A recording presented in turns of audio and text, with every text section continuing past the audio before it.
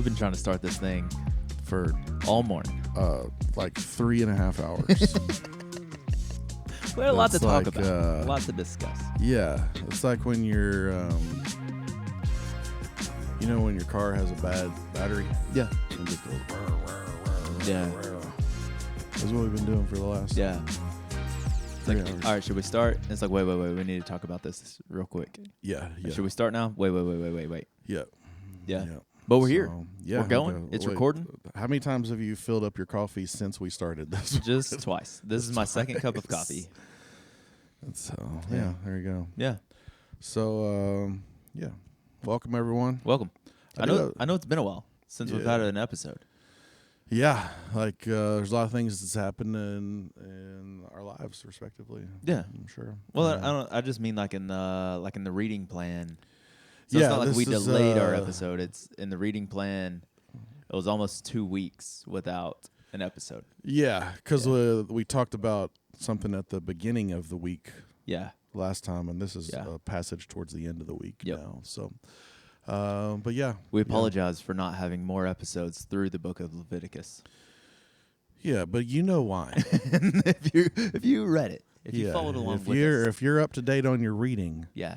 then you know why we've waited this long to do another podcast. Yeah. But I do have something on my mind that has nothing to do with today's subject. That's good.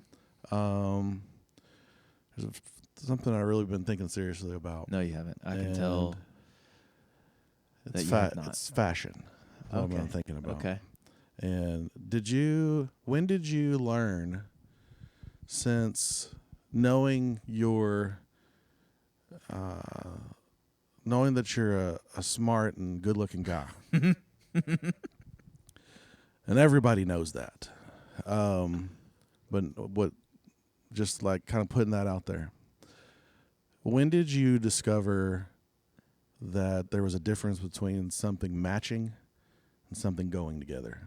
My mom was, she was a stickler with outfits. Yeah. Matching. And so certain colors together really got on her nerves. I don't know. So she influenced me pretty early. Nice. Yeah, she would not like your outfit, just so you know.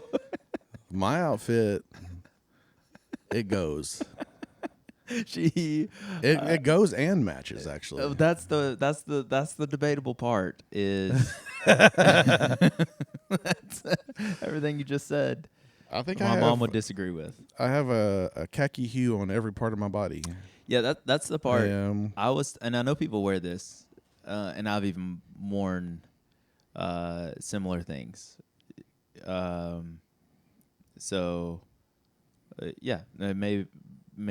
Maybe that all of culture disagrees with my mom on this. She taught me always that gray does not go with khaki. That's not true. Yeah. Well, I still follow the rule most of the time. No. Yeah. The rule is that everything goes with khaki. It's a neutral color. So that's the rule. Yeah. But not in the house. Huh? No. See, now I'm thinking my mom was right. Mom, if you're listening to this, everything goes with khaki. You're right. Other than like another different shade of khaki. No, but like in a home, yeah, you typically go grays or browns. You don't typically mix those. Well, I don't wear my house. but it does give you insight into what colors go together. Nah, it's different. No. You typically go like gray walls or brown walls, and then like your house kind of goes with that. Like our house, we have brown siding, which means we don't have gray shutters. That would look weird. I don't know, it might be cool. You should try it. I think my mom was right. Now, I do have khaki on my shoes and my pants. This has got a little bit of a brown hue to it. Yeah. I have khaki on my hat. So that part matches. Yeah. But I do also have a Chewbacca on my foot and a raccoon on my chest. What? And so those two Is that the way you say it? go together. Is that the way you always say the animal? The raccoon. Do you for real say it like that? Or was that for the podcast? I like to say it like that. But you don't. I didn't grow up saying it like that. Okay. You've just recently But, switched. When the last raccoon. It's raccoon. Like a cocoon. Yeah. But it's a raccoon. Yeah, at the beginning. Raccoon. So I have a Chewbacca on my foot and a raccoon on my chest. Yeah. And an eagle on my hat for freedom. Yeah. Then those go, but they don't match. 2 of them are furry, and 1 is for freedom, so it matches with everything.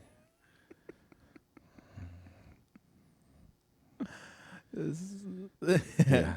How long did it take you to come up with this conversation? It's been in me forever. It's, Just bubbling, just waiting to come out. Yeah. When did you learn, or have you yet learned matching? And does matching? I don't think it does. Does matching bother you, or lack of matching?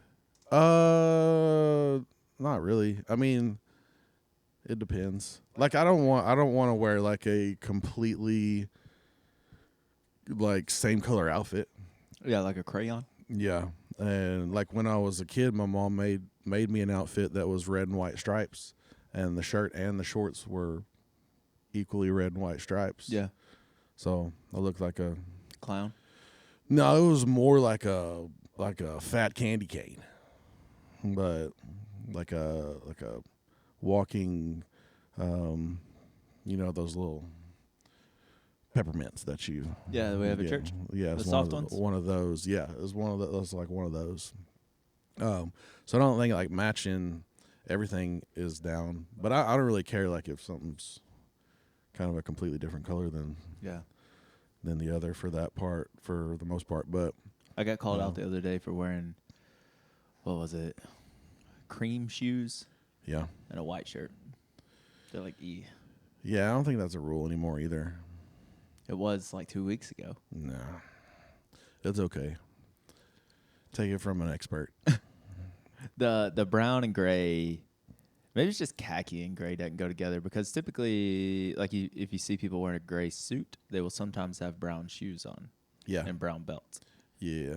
So I think previous generation wore black shoes and black belts. Yeah, but I think there's a lot of like brown and gray colors going together. Yeah. These days. They've started hanging out a little bit more than they used to. Yeah, they made up, became friends again. Yeah. And but yeah, I didn't really know until probably last year about the goes and matches difference. It was taught to me. And then yeah. What was I gonna say? My mom also did not like long sleeves with shorts, and I actually really find that comfortable. It's not that it's like a style choice. Yeah, it's it just just feels weird to me because usually hot. Yeah, I really like it. I don't even know if I like it for style or coziness. Yeah. Have you used the sandwich approach to fashion? I just learned about this too. You're gonna have to explain it. It's like where you have like a color, like the same color on the bottom Lady of your Gaga outfit. uses the sandwich approach to fashion. Well, she hangs meat from herself. That's what she does. She's like a Brazilian restaurant. You know those ones where they come around and like shave the meat off the stick and put it on your plate. Yeah, sorry, I got you off. If you didn't, I got you sidetracked. If you didn't know what that meant, or what I was trying to mean, if you thought I was trying to mean something else, it wasn't that.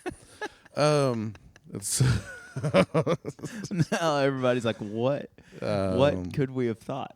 Yeah, everybody's mind is spiraling. I don't know. It's your fault. But yeah, like having the same color like on your bottom and your top.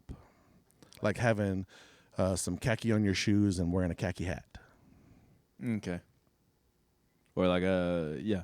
Like I have some New Balance that have like the gum sole, kind of like that, but like and the then Crocs. like wear like hat. the shop hat Yeah. is like a khaki color. So you like sandwich your outfit with a color.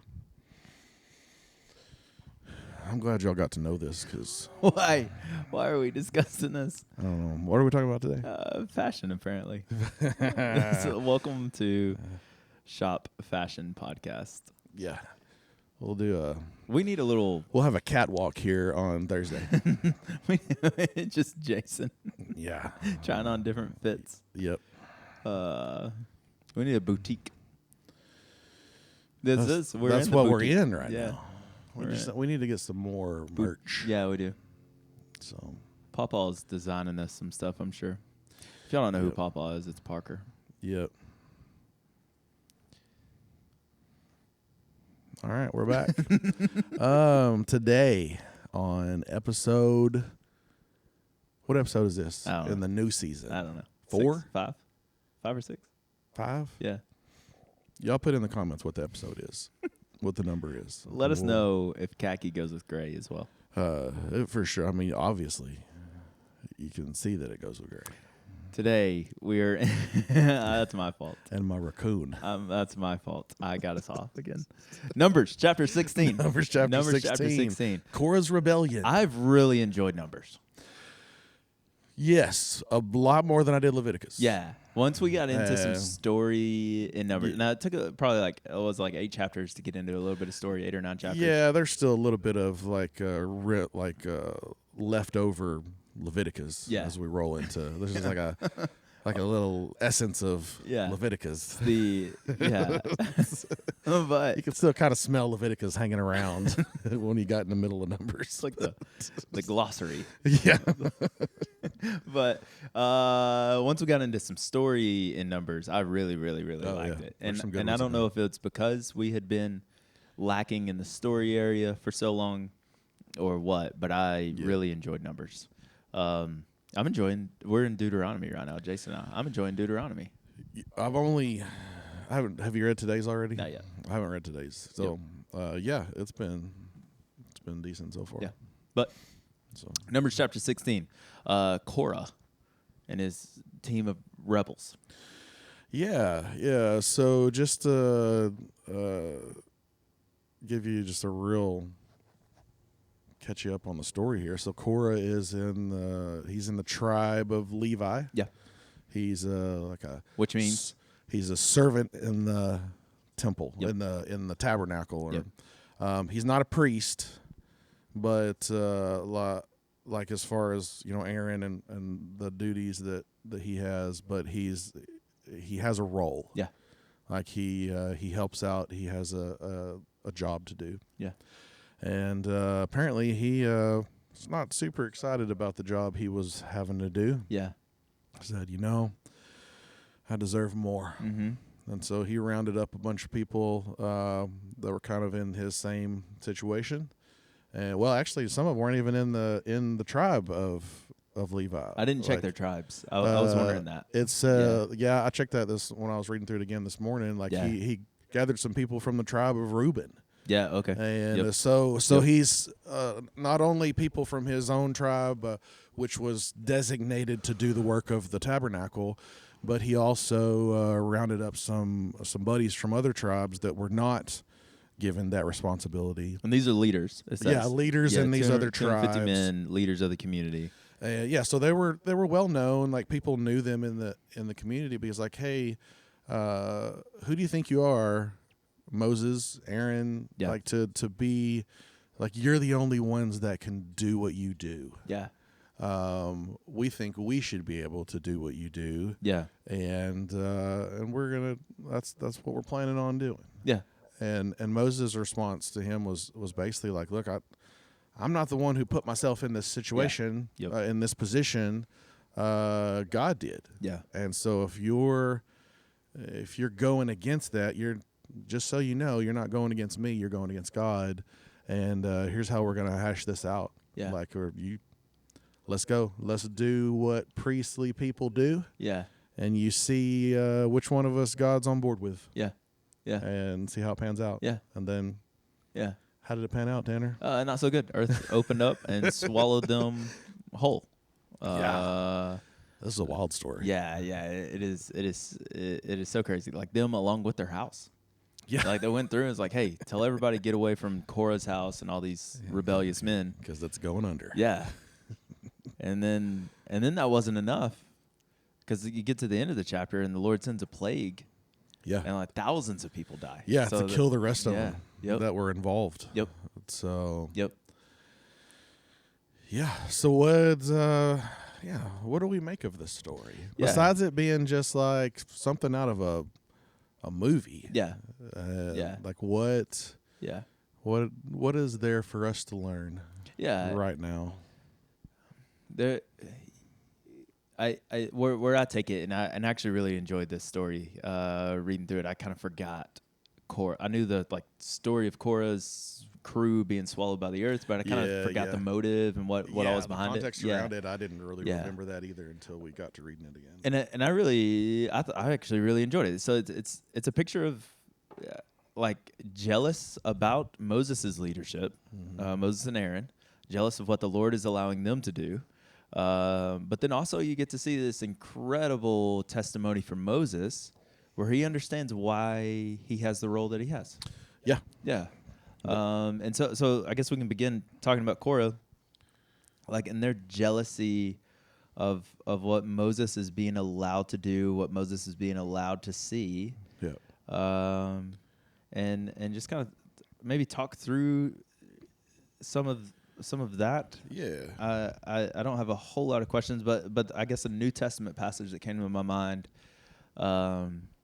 with this is John the Baptist. Whenever Jesus is baptizing people in the Jordan River, and some followers of John come to John, and they're like, "Hey, John, I don't know if you know this, but Jesus is gaining some popularity, and he's baptizing people." And John says, "Yeah, that's okay. Like I just minister to whoever the Lord gives me." Yeah. And he said that's good that they're following Jesus, and Yeah. that's where he says, "I must become. He must become greater. I must become less." Yeah. Yeah. But just kind of that understanding, like I just do what God tells me to do, and if that's minister to 1,000, I'll do it. If that's minister to 2, I'll do it. Like I'm just open and available. Yeah, and I think that's interesting. The approach that you took to it, kind of almost more from Moses' perspective. Yeah. I kind of took it. I have another story in the Bible came to mind for me, also involving John, but a different John. Okay. My thought process was kind of more from Korah's perspective, I guess, is like it made me think of just the trap that we get into comparing ourselves to others. Mm-hmm. Mm-hmm. And so it made me think of John, the end of John 20 and 21, where, Jesus is already risen and ascended, and he's like come back to visit after he died. Yeah. He's on the beach there, and he meets with Peter. Yeah. And they go through this really like restorative conversation between him and Peter. But then like at the end of it, Peter's like, Yeah. "What about John? Yeah. And what about him?" Yeah. And Jesus is like, "Look, he can stay around until I come back. Yeah. It doesn't matter to you. Yeah. It shouldn't matter to you. You follow me. Yeah. You worry about yourself." Yeah. So that was kind of the story that I thought about there, is like Korah obviously wasn't worried about himself and his own service and what the importance of what he was doing. Yeah. He was worried about somebody else. Yep. And that didn't turn out well for him. But yeah, and there's another thing that I thought about too, but I'll get to that here later. But that's the story that kind of came to mind when I. It's interesting that the Lord says that don't worry about John, like you follow me. I guess as like whenever you start talking about John, I thought you were going to go a different direction. Yeah. And so we're just bringing up random stories that this reminds us of. So I thought you were going to go the direction of James and John having their mom talk to Jesus and say, hey, can they sit beside you in the kingdom? Oh yeah, Because that's good too. there's this constant battle among the apostles of wanting to be the greatest. Yeah, Like I want to be the one in charge. Yeah, that's I true. want a position of authority. I want to be as close to. I want to be the one that sits beside Jesus. And what's Jesus's response is, hey, if you want to be the greatest in the kingdom, you go and be a servant. Yeah, it's like you don't even know what you're asking. Yeah, right yeah. Which that story is weird because it's like, can you drink the cup that I drink? And they're like, yeah. He's like, you will. Yeah, but yeah, it basically you don't get what I'm trying to tell you right yeah, now. yeah. Yeah. No, I didn't think about that. That's good. Yeah, and so that seems to be what's going on in Korah along with his whole team is they're jealous of the position that Moses has. They're jealous of Moses' leadership. They probably disagree with some ways that Moses has led the people. They're sick of wandering around in the wilderness. They're ready to get to the promised land. They think that they could lead people better than Moses is leading people. And so like we want to be in charge, not you. We want to be in a leadership role. But in the kingdom of heaven, it doesn't operate that way. Yep. Like we're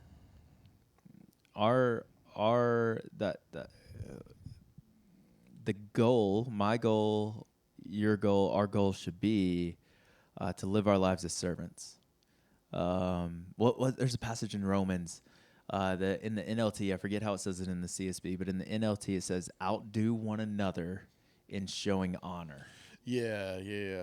Like that like if you're going to compete at anything, if you're going to win the competition in anything, win in celebrating other people. Yeah. Which is so fascinating. Like it's a complete flip of everything in the kingdom of heaven, as always. Yeah.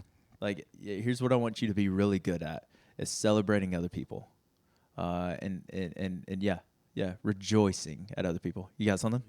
Yeah. That's what I was trying to look up. This is funny how this is like bouncing all around to all kinds of different stuff. Just even in our conversation now, but yeah. It's and I don't know if it said, I don't remember it saying like exactly what Korah's responsibility was. Yeah. I'm sure if I went back and looked at his tribe and it says like in detail like who's carrying the tent stakes and so forth and so on. Yep. And I'll probably go back and do that later just because I'm curious now. But yeah. But he, maybe his particular faction there was like, hey, we got to carry the tent posts. Yeah. And we got to carry, this on our back. And he thought, well, this job's not as important as what, Moses and Aaron are doing. And I think we can see some of that same kind of thing going on, like even in our churches sometimes. Yeah. Like what I do is not, I don't feel like I'm as important as somebody else, or maybe I think I need to do this job because it gives me more notoriety. Maybe it's a job that's on the stage on Sundays instead of, kind of in the background. But that just was that thought, just made me think of in 1 Corinthians when Paul's talking to the church about the church working together as a body, and that one person, one part's not more important than the other. And I hadn't quite got to the verse that I was trying to find, but let's see. I'm almost there. Yes, the body has many different parts, not just one part. If the foot says, I am not a part of the body because I am not a hand, that does not make it any less a part of the body. And if an ear says, I'm not a part of the body because I'm not an eye, would it make it any less a part? If the whole body were an eye, how would you hear? And he just kind of goes through this imagery of we have different roles. Yeah. And you don't think your big toe's important until you don't have it or you stump it on it. Each part fits together and is designed that way. Have you ever broken a finger or like jammed a finger? Yes. And like every single time that happens, you're like, I had no idea how much I use this finger. Yeah. Until it started hurting for me to use it. Yeah, for sure. No, I just had, this year I've had surgery on both my hands. Yeah. And so I He had a hand definitely, replacement. yeah, I got new hands. Check these out. Check these bad boys out. No, they're, but yeah, I learned that real Yeah. quick. Like, Yeah. I didn't remember that I did this with this hand all the time. Yeah. And now I'm like, I don't know if I can do it with my other hand. Yeah. And, Yeah. or I had surgery on my foot too. And Yeah. so like just little things you're like, oh, I can't do that right now. Yeah. Because the little Yep. thing that's been changed. Yep. And you just realize the importance Yeah. of those things. That's how they were designed to fit together. And I think with Korah, he's, maybe he lost sight of that. Yeah. But then took it to the extreme where it's like, look, I'm gonna try to take over and do what I want to do. Yeah. And not what God has designed and put together for the best interest of everyone. Yeah. And God Yeah. called him Yeah. to the rug Yeah. for it or whatever. Yeah. So I had to go through I may have shared this story before, a similar experience. I started here at East Union as an intern whenever I was like 19, and responsibilities back then were what you would expect from an intern, just kind of daily duties, making sure vans are clean, gassed up, buses clean after trips, and other than that, it's just kind of taking care of seemingly pointless task. That was the way that I would have worded it back then. Making sure snacks are full and ready to go for the preschools, and like cutting out crafts for the preschool, and setting up chairs for the youth group, and icing down drinks. And so it was just, after a couple years of it, I got a little bored and frustrated with it, and kind of began to wonder, like, is this really all I'm gonna do? And I was complaining one day to Matt, and Brother Matt, who was our youth pastor at the time. I was complaining to him. I mean, y'all know him, I'm sure. And our overseas listeners probably don't know. Yeah, that's true. Overseas, yeah. I was complaining, and he said, he set me straight and had a very similar conversation that Moses has with Korah. I was like, hey, you, like, it may feel pointless, but you have a hand in everything that our church is doing. Like, there's nothing that you're not a part of. And so anytime a kid gets saved, you were a part of that. Like, you set the stage, you provided the material so that the teacher didn't have to worry about that, and the teacher could explain the gospel. Like, he set me straight pretty quick. Like, your job is not pointless. It may feel pointless at times. Like, you may not be the one that gets to lead them to the Lord, but you are a part of the process of these kids coming to know Christ, or taking steps in their faith, even if it's not a salvation experience. Yeah. And that's very similar to what Moses says to Korah. Yeah. He says, like, you're special. Yeah. Like, you're a Levite. Yeah. Like, Lord has chosen you Yeah. to carry a portion of the tabernacle, like the house where his presence is going to rest. And it says in verse 9, it says, isn't it enough for you that the God of Israel has separated you from the Israelite community to bring you near to himself? Yeah. Yeah. Like, is that not enough for you? Yeah. Like, God has chosen you for a special task. He cares about you. He loves you. He wants you near to him. What more could you ask for? Yeah, it really, as I was reading through that again this morning,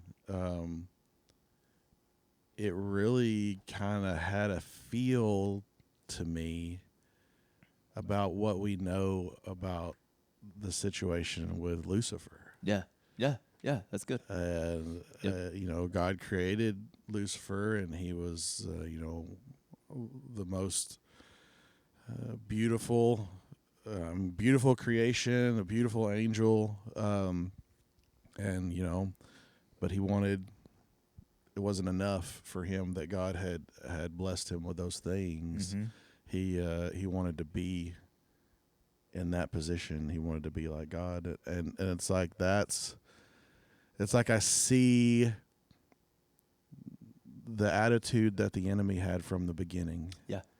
Is just like reminiscent in like those situations, and this situation with Korah is like, it's not enough. I deserve more. Yep.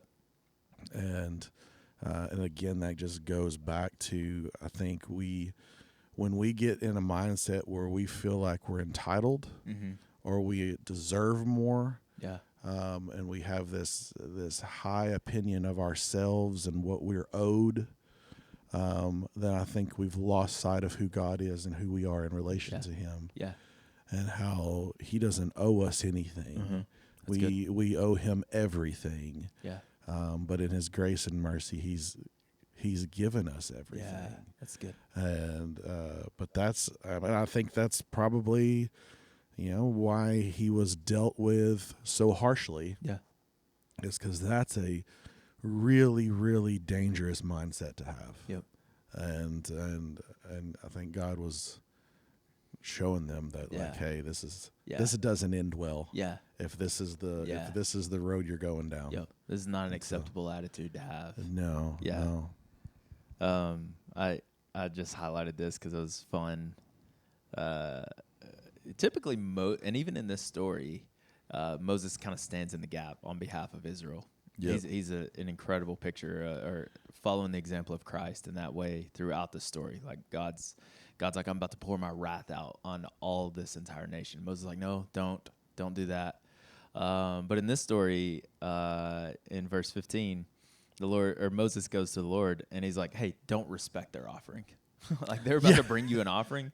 Yeah. Don't respect. Don't do it. Yeah. Yeah. And he even tells the Lord, he's like, I have not taken a single donkey from them. And here they are mistreating me. like you see Moses just gets fed up with these guys. And so, then they have this little test to figure out who's who.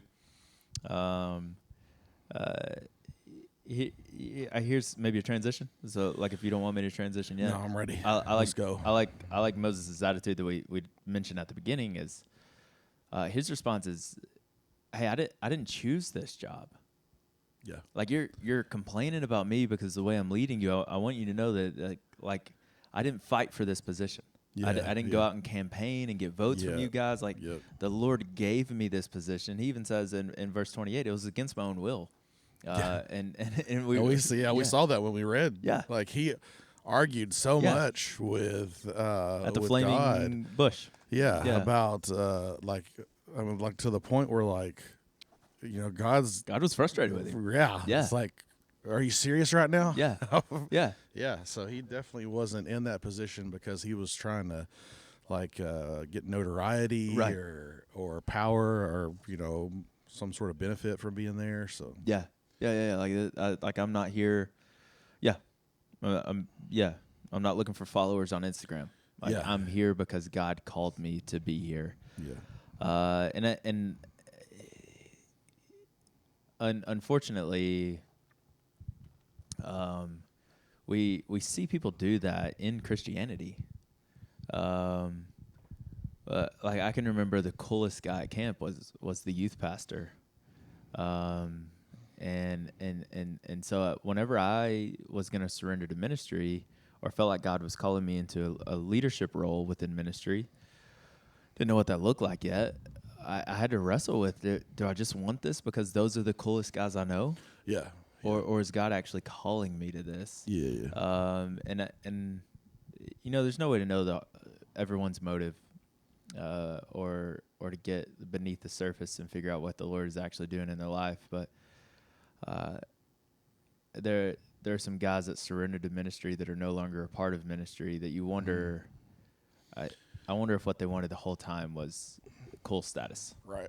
Yeah. Yeah. Yeah. Yeah, I could see. Yeah, I saw some of that too. Like people that, and I wondered that too about myself. I had to wrestle with that constantly. Yeah. I'm same with that too. I mean, I think any position, especially like if you're, if eyes are on you. Yeah. Like like with a lot of what we do, you and I we're on a stage. We're a podcast with 12s of listeners. Yeah, 12s of listeners. There's a lot of pressure there. And fame and free stuff. And if you want to send us something, We'll put the address on the bottom. No, Our Cash App. yeah, Cash App us. No. But no, I think the nature of what you and I do, we're just in front of people. Yeah.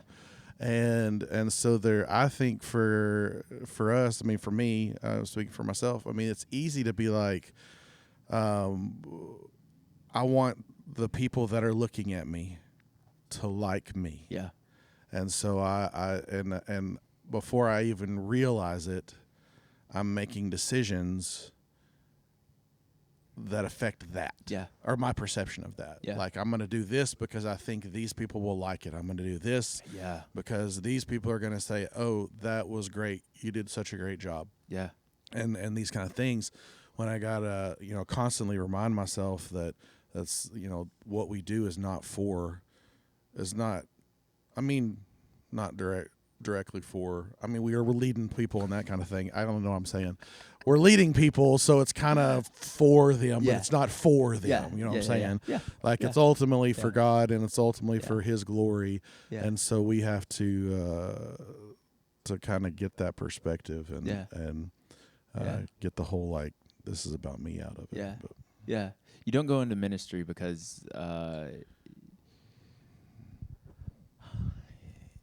you want to. And I'm wrestling with that statement slightly in my mind. You go into ministry because God calls you. Yeah, no, I mean, I get what you're saying. It's not, if you're There going is like into it. The passage that messes me up is he that desires the office of a bishop or leadership desires a good thing. So there is a want there. There is a longing there that I think the Lord gives you. Yeah. And I think I think that leans more towards your calling when it talks about you have a desire to be a bishop. Then that's to me, that's more like God's put that desire in your heart, and you have a draw towards that. But but like, if you're trying to get in, you don't do it because like you want people to see you. You want people, for your own personal benefit. We can switch this to any leadership role. Yeah, in the kingdom of heaven. Anything. Yeah. If you approach it from the standpoint of like, what am I going to get out of this? Yeah. What kind of benefits am I going to get? What kind of people are going to notice me? That kind of thing. Then it's not going to end up well. But the human side of us, it's sometimes it's hard to kind of manage that at times, and that's just something you got to kind of pray through and be very aware of kind of those temptations and the things that kind of draw you more into that attitude. Yeah. I was listening to a podcast this week at some point. It was Nate Bargatze on Conan's podcast. Oh, okay. He was on there, and Nate, if you're unfamiliar, he's a comedian. Just hosted the Emmys. Yeah. Nate, if you're watching, love you, dude. You're a great guy. Yeah. What's the line? Hey, Bear, or what's the line? Hello, folks. Oh, hello, folks. Yeah. Hello, folks. Hey, Bear. Yeah. Maybe that'll pick up on. Yeah. He's watching. He knows. He knows. But anyways, a podcast with Conan. I thought it was fascinating. Bargatze's kind of mindset behind comedy was he was explaining the way he views everything, and he said, before I walk out on stage, I have to remember that this isn't for me. I'm not walking out on stage so that people will celebrate me. He says, I'm going out as a servant and doing something for them. Yeah. And that's like, so it was good to hear because he's an incredibly popular comedian. Yeah. But yet he views himself as a servant. Like, I'm doing this for them. I'm trying to help them have a good night. I'm trying to help them laugh in the midst of all the worries of life. Yep. And so he views his role as a servant. And I was like, man, like every minister should have that mindset. Yeah. Every servant in the church, every servant in the kingdom of heaven should have that mindset. Yep. That I don't. The shop is not for me. Like, I don't preach for me. I'm there as a servant. Yep. That's what leadership looks like in the kingdom. It's servant leadership. Yeah, everything as unto the Lord. Yeah. Yep. And I have to. I mean, Nate Bargatze is open about being a believer. Yeah. And so I have to think that that motivated. that motivated him, like his upbringing and what Yeah. what he's been taught and believes Yeah. motivates that approach to what Yeah. he does every day. Yeah. And so Yeah, that's what leadership is in the kingdom. It's not what does it say? The Gentiles lord it over them, but not among you. You're not trying to fight for power. No, Yep. you're a servant. Yep. And oftentimes in the kingdom, the Lord puts servants on stages, not to put their name in lights, but to put His own name in lights. But sometimes He puts servants. He puts a plunger in the hand of servants, and Yep. that's their role. Yep. And that's perfectly fine as well. Yeah. That's where the Korah and his team of 250 people messed up. So Yep. we want more authority. We want to make some decisions around here. We're sick of Moses leading us. Yep. We think we could do better than Moses. Yeah. Who gave you the right? Yeah. And it was God. Yeah. Let's go. So they found Yeah. out that Yeah, pretty quickly. Moses was like, let's test it. Bring your fire pans out here. Let's see. Oh, that was the other thing we'll see who the Lord likes. that made me think. That was one of the other things I was thinking about this morning when you said that. Like, did we talk about that on the pod? Did we talk about Nadab and? That's tonight. Well, from the recording of this podcast, it's tonight in the shop. That's Okay. the sermon. Okay. Yeah, Gotcha. That was the sermon you heard last week. Yeah. So I couldn't remember when we talked about what, but Yeah. like at this point in the story though, Yeah. like in their story, Yeah. that has already happened. Yeah. Yep. And so they, burned incense and, strange fire, whatever. Yeah. They did what they were not supposed to do Yeah. in the presence of, in the tabernacle, in the presence of the Lord. And they got Roasted. like, literally roasted. Yeah. Yeah. Like fire came down from Yeah. heaven. And I was just thinking, like, you guys saw this happen. Yeah. You know that this happened. Yeah. And Moses is like, hey, y'all get y'all's incense ready. Yeah. Just give it a little burn. Yeah. See what happens. See what happens. And I was like, if it were me, I'd be like, ooh, wait a minute. Yeah. We've seen this before. We've seen this. We've Yeah. seen this play out before. So I gotta imagine, like, maybe some of that 250 was a little leery. Like, I don't know what's about to happen here. Yep. Trying to see if there's anything else in the story. Earth opens up, swallows them, and then a plague starts. And then Moses and Aaron go from fighting the people to trying to plead that God would show them grace. Yeah, doesn't so if and I could be mixing this up with another thing. Is it Moses that like pleads with God to like don't kill everyone? Yeah. Just kill just the Korah. Yeah, Korah. and his crew. Yeah. And so that's when they said, hey, if you're not with Korah, step away. Yep. And so the earth swallowed them up. But Yeah. then God comes back and still kills the rest of them. Yeah. So- Yep. It's because the people complained again.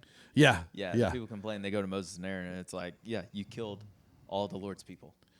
Like all the servants, they're all dead now because of you, Moses. Yeah. And the Lord's like, all right, I'm Well, killing no, you're dead too. yeah, I'm killing them. Now it's you that's dead. Yeah. Yep. The Lord, I like it says in verse 44, the Lord said to Moses, and then verse 45, get away from them because I'm about to consume them instantly. Like they're about to die. But then Moses and Aaron fall face down and like, don't kill them all. Please stop. Aaron runs and goes and gets the sacrifice. But in the time it takes to give the sacrifice, 14,700 people die. Wild. It's just hard to like compute that. Yeah. Like it's hard to process in my mind some of these things that we've read about. Yeah. Like happening. Yeah. Yeah. And, Yeah. oh man. Well, I think it comes from our perspective, what we're going to go over tonight, from your perspective last week, that the Lord says, I am going to show myself holy. Yeah. And if you don't treat me as holy, then I'll treat myself as holy. Yeah. Like it's going to be known that I'm holy, either through your actions or through mine. Yeah. Yep. Yeah, we can do this your way. Yep.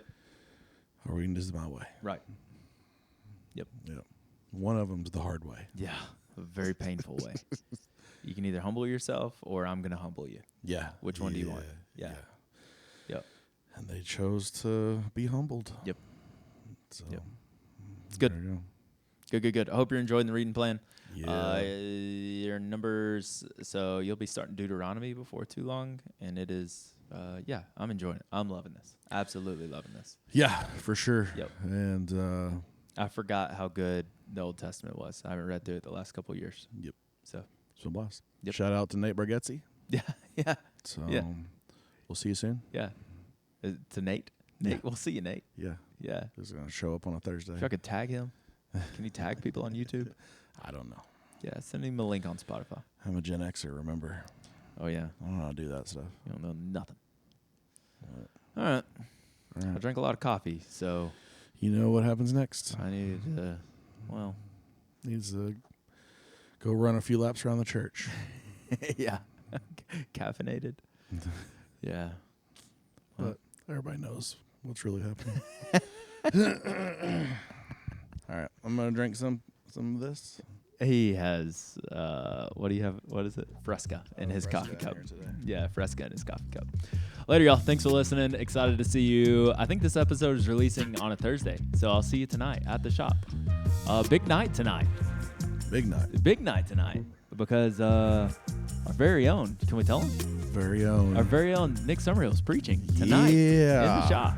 Yeah. So very excited about that. If you're listening to this on Thursday, if you're not listening to it on Thursday, you missed it. But his sermon is on Tuesday. There's still time to go invite all your neighbors if you're listening to this right now. Yeah. They'll come out. So. If you're listening to it right now, Yep. you can invite your neighbors. At this moment. Hey, I just realized that the Fresca cup that I'm drinking out of Yoda goes with my Chewbacca foot. sounds like a disease. I got a case of the Chewbacca foot. Chewbacca foot. Yeah. Put your kids later. Yeah. Raccoons. Raccoons. And just remember, Eagle stands for freedom. Freedom goes with everything.